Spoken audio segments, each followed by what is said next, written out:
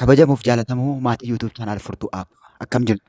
Nagaan koo kabajaaf jaalalaa bakka jirtan sana qaqqabu jecha har'as waan barbaachisaa ta'ee fi keessumaa yeroo ammaa kanatti waan baay'ee gaarii ta'e tokko isin qabadhe dhufe. Innis yeroo kanatti viizaa yookiin diivii lotorii bara 2025 eegalee jira jechuudha. Kanaaf diivii kana guutuuf akkamitti akka guutuu qabnu wajjin laallaa akkamitti akka guutuu qabdan namni kamiyyuu bilbila isaatiin lafa jiru jiraate daataa bilbila isaarra jiru fayyadamee guutuu danda'a jechuudha. Kanaaf diivii kana guutuuf wanti nu barbaachisu suura keenya qofaadha. Suura kwaalitii isaa eegee suura gaarii ta'e tokko qofaadha jechuudha. Diiviin kunis guyyoota fulbaana 23 hanga onkoloolessa 27tti kan turu yookiin immoo oktoobarii 4 hanga nooveembarii 7tti kan turudha. Diiviin kun kan guutuu dandeenyu guyyoota kana gidduutti guutuu qabna yaaluu qabna jechuudha. Kanaaf diivii kana guutuudhaaf suura kwaalitii isaa sirrii ta'e baakgiraawundii isaa kan adii ta'e yookiin waayitii baakgiraawundii kan ta'e nu barbaachisa. Akkuma argitan kana suurota akka kanaa nu barbaachisa jechuudha. Suurri duubni isaa gurraacha ta'e hin ta'u. Suura duubni isaa adii ta'edha. Akkuma kun armaan olitti argaa jirtan kanaadha kan barbaachisu. Kanammoo salphaatti suura baakgiraawundii suura keenyaa adiitti jijjiiruudhaaf viidiyoo yeroo jalqabaa isinii maxxanse viidiyoo baakgiraawundii rimuuf jedhu irraa dhaxxanii ilaaltanii salphaatti baakgiraawundii isaa rimuuf gootanii gara adiitti jijjiiruu dandeessu. Baay'ee waan isin rakkisu miti. Akkasumas piiksiliinsaa 600 fi akkasumas 200 ta'uutu irra jiraata jechuudha. Karaa biraa iskeerii ta'uu qaba jechuudha. Iskeerii ta'uu qaba. Kanaaf akka kanatti suuricha qopheeffattanii kaatanii gara weebsaayitii isaatii deemtu jechuudha. Weebsaayitii seenuudhaaf kiroomoo yookiin googilii keessa seentanii diivprogram.state.gov ni barreessitu. Yoo ta'uu baate immoo diskiripshinii jalaan isiniif ka'a yookiin immoo YouTube Telegram channel irraa argachuu dandeessu jechuudha. Sana booda fuula kana isiniif fida. Isin Bing kan jedhu irratti kilik gootanii Bing Enter kan jedhu irratti kilik gootanii gara fuula duraa deemtu. Gara fuula duraa deemna. Gaafa fuula jalqabaa seentan waan kana isiniif fida.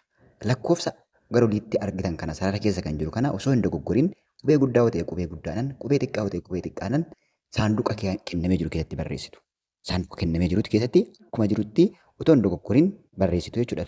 Ispeelingii isaa dogoggoruu hin qabdani. Qubee isaa dogoggoruu hin qabdani. Kaapitaaliidhaan ismooliidhaan otoo hin dogoggorin barreessitu jechuudha. Barreessanii irra deebitanii cheek gootu.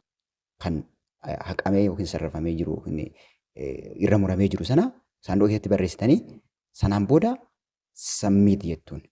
Barreessitaniin booda sammiiti jettuun. Otoo hin dogoggorin jechuudha. Otoo hin dogoggorin. Qubee isaa ilaaltanii qubeewwan wal fakkaatan lakkoofsa 5 fi 6 wal fakkaachuu danda'a. Sanaan booda sammiiti jennaanii sammiiti gaaf jenneen fuula kana nu baasa. Paartii 1 jedha gubbaa isaa akkuma argitan. Inter information paartii 1 jedha.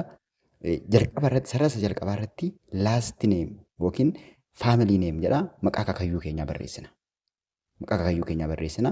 Fakkeenyaaf akka isiniif galuu fi Tolaa jedheen barreessaa kan jalqabaa irratti yookiin nama akaakayyuun isaa Tolaa jedhamuufan guutaa jira jechuudha diivii lotorii kana. Kanaaf isa lammaffaa irratti boruuf jennee inni lammaffaan first name yookiin immoo maqaa ofii keenyaa barreessina. Isa jalqabaa irratti maqaa akaakayyuu keenya, isa lammaffaa irratti maqaa keenya, sadaffaa irratti miidil neemiin maqaa abbaa keenyaati. Maqaa abbaa keenyaa barreessina. Maqaa abbaa keenyaa barreessina. Maqaa abbaa keenyaa barreessina. Qubee xixiqqaanis qubee gurguddaan akka barbaadan barreessaa siisteemni jijjiiruu danda'a jechuudha. Saala kan gara gadi jiru kun saala fiimeelii yoo ta'e fiimeelii, dubara yoo ta'e fiimeelii, dhiira yoo ta'e immoo meelirra kaawwanna. Jender jedha lammaffaan meelirra kaawwannee birzideedha. Birzideedha sadaffaarra kan jiru. Birzidee akka lakkoofsa Awurooppaa yookiin akka lakkoofsa warra adiitti barreessina. Fakkeenyaaf mansii yookiin ji'a dhalannee 4 jedhaa. Deetii yookiin guyyaa dhalanne immoo 30 bara 1998 jedhee jira jechuudha. Akka kan jiraatti barreeffamee jira jechuudha. Akka kan jiraatti barreeffamee jira. Sanaan booda arfaffaa irratti siitii jedha. Amboo jedhee kan barreesse siitii kaawuntirii keessaa filanna kaawuntirii Itoophiyaa filanna. Kaawuntirii Itoophiyaa waan ta'eef Itoophiyaa irratti kilik goonee gara duubaa deebina. Itoophiyaa irratti kilik goonee gara duubaa deebina. Itti aansee goda isaatti akkas jedha. Itoophiyaa keessa jirra yoo ta'ate yes jennaanii yes nootu jira. Itoophiyaanuma keessa jirra yoo ta'ate yes jennaanii yoo Itoophiyaan ala ta'e immoo no jenneeni saanduqa select country jedhu sana kilik goonee biyya guutuu dandeenya jechuudha. Yoo Itoophiyaa keessa hin jirru ta'aati. Yoo biyya biraa jirra ta'aati fakkeenyaaf biyyoota akka Arabaa, biyya Keeniyaa, biyyoota alaa jirra yoo ta'aate yookiin biyya Itoophiyaan alaa jirra yoo ta'aate select country jedhu kana kilik goonee biyya jirru sana barreessinaa jechuudha. Inni jalqabaa garuu yoo Itoophiyaa keessa jirra ta'e fakkeenyaaf Itoophiyaa keessa hin jira yes jennee bira dabarra. Torbaffaan inter photography jedha. Inter photography jedha. Photography bakka choose photo jedhu sanatti kilik gaafa goonu optionii sadii kana nuu kenna. Nuti faayilii jedhaa waan qabuuf faayilii bira deemnee fudhannee dhufna jechuudha. Kun akkuma argitan backgroundiin isaa hadiidha jechuudha. Backgroundiin isaa hadiidha. Kana aappiidhaan irraa jijjiiree jechuudha backgroundiin isaa. Asitti maal adireesii kan jiru kun inni tokkoffaa R kan jiru optionaalidha. B irra kan jiru immoo adireesii line waaniin magaalaadhuma guutuu fakkeenyaaf Addis Ababaa jechuu dandeenya. Addis Ababaa jechuu dandeenya magaalaadhuma Itoophiyaa kaawuntirii siitii or taawun kan jiru diirra kan jirus isas Addis Ababaa jechuu dandeenya. Hawaasa Addis Ababaa jechuu dandeessu. Akkuma bakka jirtan magaalaa jirtan guutuu dandeessu jechuudha. Inni biraa isteetii kan jedhu Oromiyaa jenna. Poostal koodiin Addis Ababaa jenna yoo ta'aate Addis Ababaa naannoo Addis Ababaa warra Addis Ababaa naannoo Addis Ababaa jirru 00 guunne rakkoo hin qabu 04 yookiin immoo 1000 guunne. 1000 guunnaa jechuudha. 1000 guunnaa ammas kaawuntirii select goona. Kaawuntirii yookiin biyya jirtu. Kaawuntirii select goona. Sargaffaarratti kaawuntirii gaarratti kaawuntirii erga filanneen booda sargaffaarratti ammas kaawuntirii nu gaafatara deebi'ee ammas Itoophiyaa select godhanna. Kaawuntirii irra gaafa hiriixuudhaan kunoo fuula kana isinii baasa. Dhaxxanii Itoophiyaa kan jettu barbaadanii irratti kilik gootu duubatti isinii deebi'a fudhate. Poon nambarii jedha. Poon nambarii optionaalidha. Guutuu dandeenya, dhiisuus dandeenya rakkoota kan qabu. Yoo guuttanis rakkoo hin qabu, yoo dhiistanis rakkoo hin qabu. Optionaal jedha goda isaatti waan ta'eef. 11ffaa jala kan jiru inter email address jedha. Emailii keessan emailii sirrii ta'e kan ittiin isin qunnamuu danda'a. Yoo guuttan baay'ee gaariidha. Emailii sirrii ta'e emailii mataa keessanii yoo guuttattan sirrii ta'a. Inni 12ffaarra kan jiru immoo sadarkaa barnootaati. Sadarkaa barnootaa sadarkaa irra jiru. Digirii, maastarsii akkasumas fakkeenyaaf ani yuunivarsiitii digirii jedheen bira darbaa sababiin isaa barataa yuunivarsiitii waan ta'eef 13ffaarra kan jiru gaa'ela qabaachuu fi dhabuudha. Tokkoffaan kan gaa'ela hin qabne, lammaffaarra inni jiru immoo gaa'ela qabaannee haadha manaan keenya immoo lammummaa biyya alaa kan hin qabne. Lammaffaarra inni jiru. Lammaffaarra inni jiru kun warra maatii qaban, warra gaa'ela dhaabbataniif. Kan lammaffaarraa guunna yoo ta'aate 14ffaarratti hidhannee maatii baay'ina maatii barreessuu qabna. Fakkeenyaaf maatii 2. Fakkeenyaaf warra gaa'ela dhaabbatee jiruuf akka isaaniif galuufi isa guutitan gara duubatti deebina. Lakkoofsa 4 kan jiru kana maatii lakkoofsa 2 guutee sanaan booda kontiiniisu jennaan. Kontiinuu jennaan fuula lammaffaa nuuf fida. Sababiin isaa maatii qabna taanaan kan maatii keenyas akka guunnuuf paartii 2 jedhee jira kun paartii 2 jedhee jira. Asitti maqaa haadha manaa keenyaa umurii ishii guutummaa akkuma ofii keenyaa guunnetti kan haadha manaa keenyaa guunna jechuudha bakka kanatti paartii 2 kana jalatti. Paartii 2 kana jalatti jechuudha. Akkuma kan ofii keenyaa guunnetti kan haadha manaa keenyaa guunna.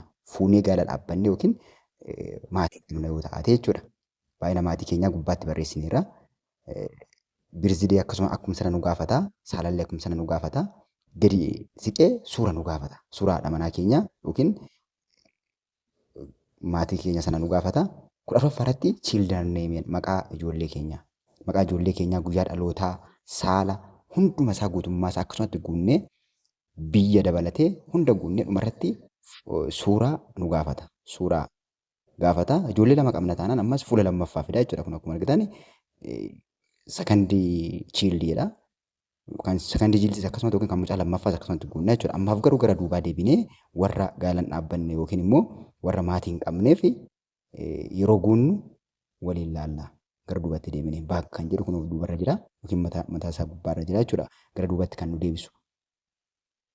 Ammaaf gara duubatti deebinee warra gaa'ela hin dhaabbanne waan tokko waan nama rakkisu waan isin rakkisu takka illee hin qabu. Waan isin rakkisu akka illee hin qabu. Aan mireedii jenna taana yookiin immoo hin fuune jennee guunna taanaan waan nu rakkisu takka illee hin qabu. Sababiin isaa kan maatii piroosesii hedduun qabu. Inni kun garuu xiqqoo yoo tursiisuu danda'a. Ammaaf gara duubatti deebinee aan mireedii jenneeti xumurraa jechuudha. Already gara xumuruutti geessineerra. Guutnee gara xumuruutti geessineerra. kana guutummaa isaa guutuu qabdu jechuudha. Warri gaala dhaabbatanii jirtan barasaa otoo hin dogoggoree akkuma kan ofii keessaniitti kan maatii keessanii iddoo isin gaafatutti kan haadha manaa keessanii akkasumas kan abbaa manaa keessanii yookiin immoo kan mucaa keessanii yookiin kan mucayyoo keessanii kun tokkoon isaa guutuu bira darbuu hin qabdan jechuudha. Sana yoo ta'e malee isinii fudhachuu hin danda'u. Guutamuu qaba waan ta'eef. Amma gara paartii waanitti deebinee warra gaalan dhaabbanneef fakkeenyaaf halluu magariisa kan qabu kuni suurri keenya akka gaariitti nu galee yoo ta'ate halluu magariisa kana nutti agarsiisee akka sirriitti galuu isaa nutti agarsiisa jechuudha. Kanaaf ammas jalqabaa yookiin unmarried kan jedhu sana guunnee wajjin gara itti aanutti deemna. Iddoo childii jedhu kanatti number of childii iddoo kanatti gaalan dhaabbanne jennee waan ta'eef 0 jennuu qabna. 0 jechuu qabna iddoo sanatti jechuudha. 0 guunnee bira dabarra. 0 guunnee dhumarratti gadi dhufnee kontiinuu kan jedhu kana kilik goona jechuudha. Kontiinuu kan jedhu kana kilik goona. Kontiinuu irratti gaafa kilik goone sababiin isaa unmarried waan jenneef 0dha. Maatiin qabnu waan ta'eef 0dha. Kontiinuus kan jedhu kilik goone waan inni nuuf fidu laalla. Kontiinuus akkuma jenneen waan nuti guunne sana nuuf fida. Akka irra deebinee cheekii godhannuuf waan nuti guunne sana. Kun akkuma argitan kunoo kaawuntirii adireesii waan hundumayyuu imeelii lakkoofsa imeelii unmarried ta'uusaa akkasumas maatii 0 ta'uusaa kana hunda akka kanatti nuuf fida. Halluu giriiniin kan jiru kana submit kan jedhu sana qofa kilik gochuudha jechuudha. Submit kan jedhu kana kilik gaafa goonu akka kanatti successful nuun jedha jechuudha. Successful jedhee akka kanatti confirmation numberii nuuf fida. Fuula kana otoo hin tuqin screenshot yookiin immoo print irraa gochuu qabna jechuudha. Screenshot bilbila keenyaan godhannee keessaa baana. Sababiin isaan illee bilbiluma kiyyaan hojjetaa jira waan ta'eef yookiin immoo confirmation number jettu sana duwwaa select goonee copy goonee bakka garaagaraatti qabachuu dandeenya jechuudha. Bakka miseejitti bakka nu jalaan bannetti qabachuu dandeenya. Confirmation jettu duwwaa copy godhannee jechuudha. Yookiin immoo guutummaa isaa print gochuu dandeenya. Akkasumas screenshot goonee ol keewwachuu.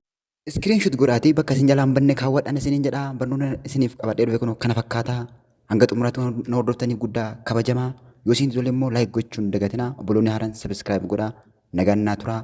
Barnoota haaraa yeroo irratti asirratti gadi dhiifamu furtuu biratti gadi dhiifamu argachuudhaaf subscribe gochuun notification isaa oonii godhachuun dagatinaa. Nagaan naa turaa. Yeroo gaarii carraa gaariin isiniif hawwa. Viidiyoo biraatiin wal agarra. Nagaatti. Welcome to Virtue App YouTube channel. Please subscribe for more information. Thank you for your attention. Thank you. Please like this video.